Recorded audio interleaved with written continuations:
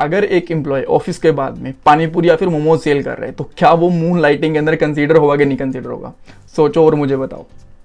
So just देखो, ये तो एक मजाक की बात रहेगी, लेकिन हम लोग यहाँ पे डिटेल में बात करने वाले हैं मून लाइटिंग के बारे में। मून लाइटिंग क्या होती है, और मेरे हिसाब से ना जितने भी आपके दिमाग में क्वेश्चंस होंगे, जितने भी डाउट्स होंगे, मैं यहाँ पे सारे के सारे क्लियर कर दूंगा। और फिर भी अगर कुछ क्वेश्चन हो तो मुझे कमेंट बॉक्स में पूछ लेना, मैं डेफिनेटली आंसर करूंगा। ऑलराइट, सो क्या क्या चीज़ें देखने वाले हैं, किन किन के बारे में बात करने वाले हैं, एक बार के लिए मैं जस्ट रिकैप कर देता हूँ आपको। मून लाइटिंग क्या होती है, लोग क्यों करते हैं, क्या क्या मून लाइटिंग के अंदर कंसीडर होता है।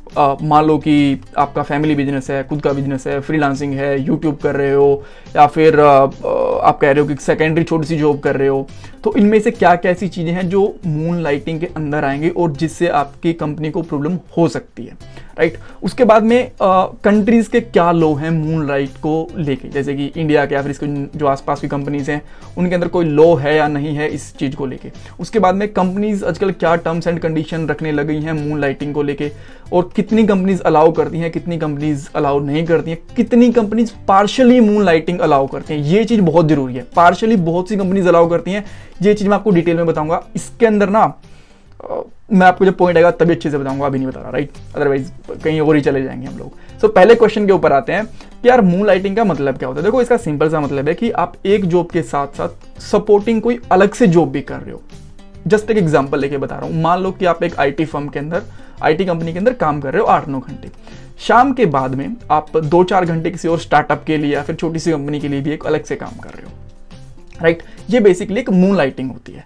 अब यहाँ पे बहुत सारे डाउट आते हैं कि यार देखो, इसके अंदर तो बहुत सारी चीजें भी हो सकती हैं। हो सकता है कि मेरा फैमिली बिजनेस हो सकता है कि मेरी छोटी सी खुद की कंपनी हो सकता है कि मैं टीचिंग करा रहा हूँ, राइट, हो सकता है मैं फ्रीलांसिंग करवा रहा हूँ।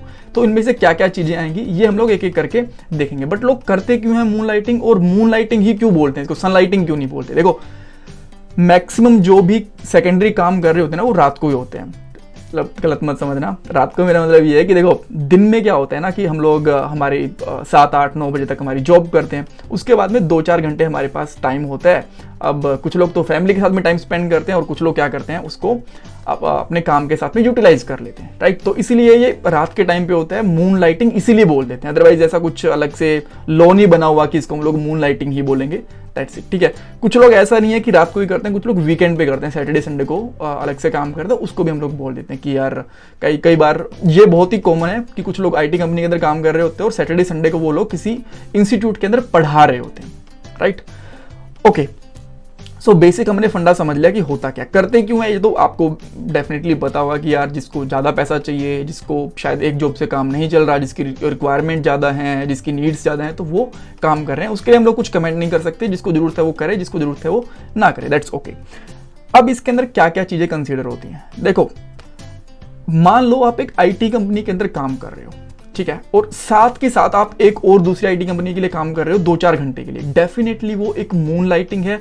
और इस केस में आपको टर्मिनेशन होने से कोई नहीं रोक सकता। अगर आपकी कंपनी को पता लग गया ना तो आपको डेफिनेटली निकाल देगी, या फिर आपको वॉर्न करेगी कि आगे से आप ऐसा नहीं करोगे, आप रिटर्न में दो उनको, ठीक है।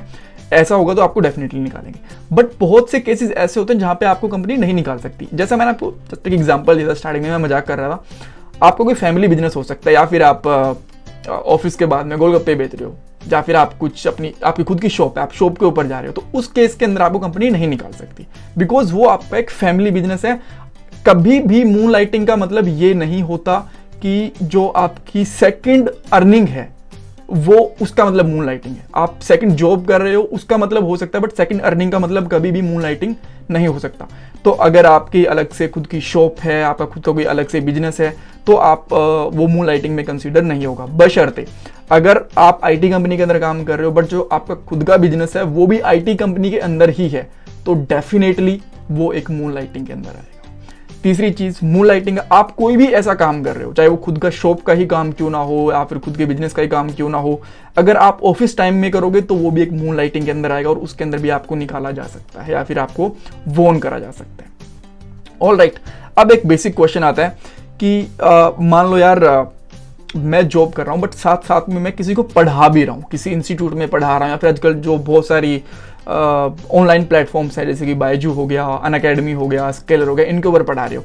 ये कंपनी टू कंपनी डिपेंड करता है, राइट, कि वो आपको मून लाइटिंग के अंदर कंसीडर कर रही है कि नहीं कर रही है, राइट, सेकेंडरी जॉब में कंसीडर कर रही है कि नहीं कर रही है। इंडिया के अंदर या फिर इसकी आसपास की कंट्रीज के अंदर अभी तक कोई भी ऐसा स्पेसिफिक लॉ नहीं बना हुआ जो ये बोले कि यार नहीं, आप एक और जॉब नहीं कर सकते। उनके हिसाब से आप 2 छोड़ो 50 जॉब भी करो, कोई दिक्कत नहीं है उनको, ठीक है। ऐसा कोई भी लॉ नहीं बना हुआ, बट आप अपनी कंपनी के अंदर जितना काम दे रहे हो वो करो। बट कंपनीज ने खुद की पॉलिसीज बना रखी हैं। जब भी आप कभी भी एक कंपनी ज्वाइन करते हो ना, तो आपसे एक बहुत बड़ा डॉक्यूमेंट होता है, वो साइन कराया जाता है। अगर उसको आप पढ़ के देखोगे कभी, डेफिनेटली मैंने पढ़े हुए हैं, तो उसके अंदर साफ साफ लिखा होता है कि आप उनके कॉम्पिटिटर के साथ में, या फिर जो आप ये कह सकते हो कि पुरानी कंपनी है, या फिर जो भी उनकी सर्विसेज से रिलेटेड सर्विसेज प्रोवाइड कर रही है कंपनी, उनके साथ आप काम नहीं कर सकते। और ये एक्चुअली वैलिड पॉइंट है, इसमें कोई दिक्कत नहीं है।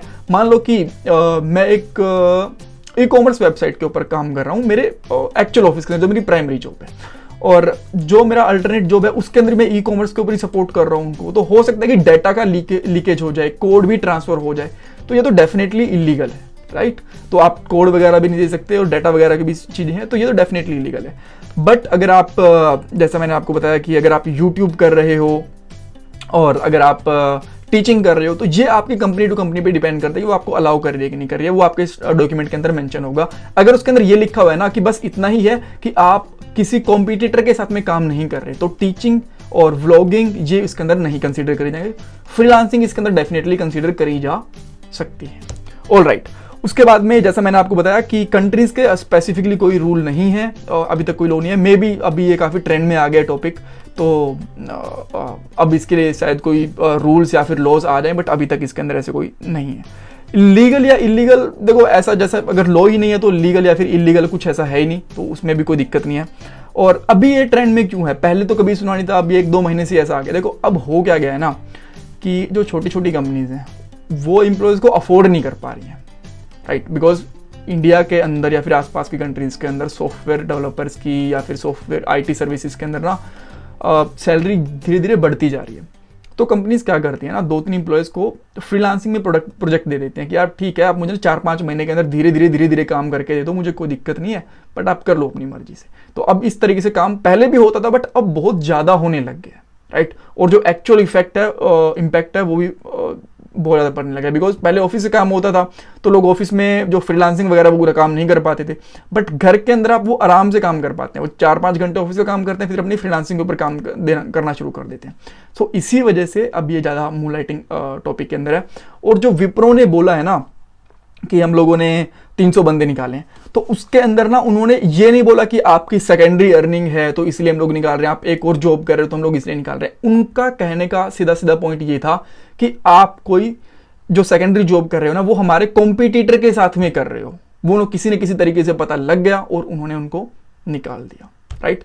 So that's all. मेरे हिसाब से आपके डाउट क्लियर हो गए होंगे। अगर कुछ कंफ्यूजन है तो मुझे कमेंट बॉक्स में पूछना, and please keep supporting me by subscribe my channel, like this video, and share your feedbacks in comment box. Thank you guys.